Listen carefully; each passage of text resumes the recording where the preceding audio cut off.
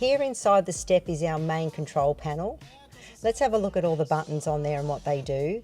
We have our water tank button here, so this will activate the readers of our water tank. Then we have a step light button which will turn on this step light here. And then we have our main tent light. The next two, we have a 12-volt SIGGI socket and two USB sockets there. The next row along here we have our fuses for our trailer, and then in the middle here we have our indicator of our battery, and that's rolling between how many volts it is charged and what percentage of the battery it's actually charged.